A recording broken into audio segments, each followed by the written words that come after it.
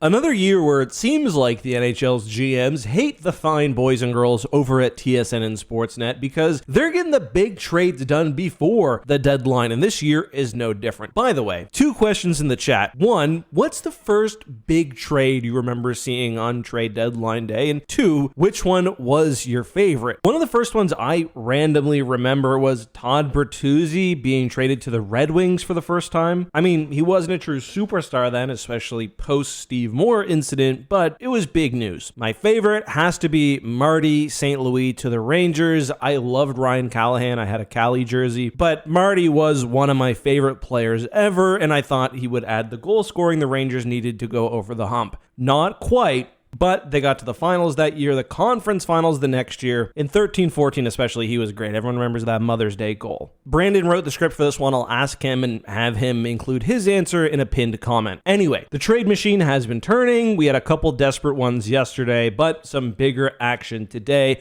It's March 4th, actually. Just switched over to the 5th as I'm recording this. Trade deadline is on Friday. First off, we have the shamelessly tanking Vancouver Canucks, who traded the draft, Tyler Myers, to the Dallas Stars for a 2nd and 4th round pick. Good job, Vancouver. Get the pieces. They do retain 50, but they won't be competing. Who cares? Honestly, I probably would have said good job for even a single 3rd for Myers. So a 2nd and a 4th. Great job. I do wonder, though, what are they holding out for some of those other parts? What will it take for Kane or for one of the teams poking around Garland to get the job done? Garland, mind you, 4.95 this year, easy, but next year starts his extension at $6 million. Not crazy at all, but he does have a full no move, so you gotta like him for those 4 years. But let's continue, and we've got a real what's going on Mr. Leahy trade ever. Also, an extremely Buffalo-ass trade. Apparently, Colton Parayko is headed to Buffalo for a first and a D prospect, but hold on, Bo Bandy, you got a false start. The trade was announced and made public pending Parayko waiving his no movement clause. That update was a couple hours ago. As of now, it's still pending.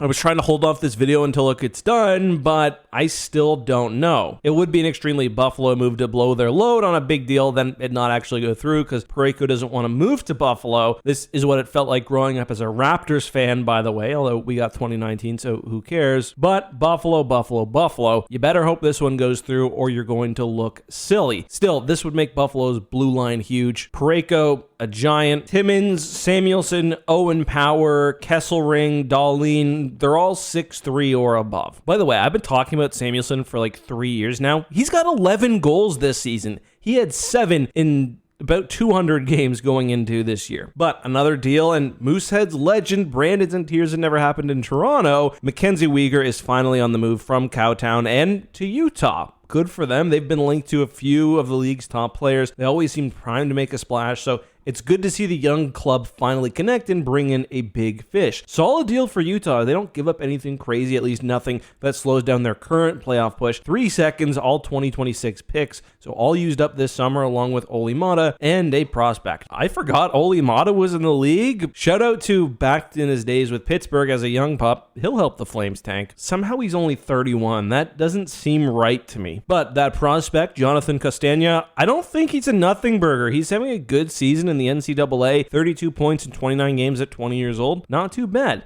He'll need at least another year to cook, but he could be something, and really that's what the Flames need. I do think this seems cheap for Weegar, at least from what I expected. Maybe you want a better prospect in a single first over 3 seconds instead. But 3 is not bad. There's an interesting process where teams have like an internal rating system for how they rank prospects, the value of different picks, and I heard that 2 second-round picks is kind of equivalent to a late first round in the eyes of GMs, although of course that depends on the team. Calgary, come on, you didn't want to get a Ginla though.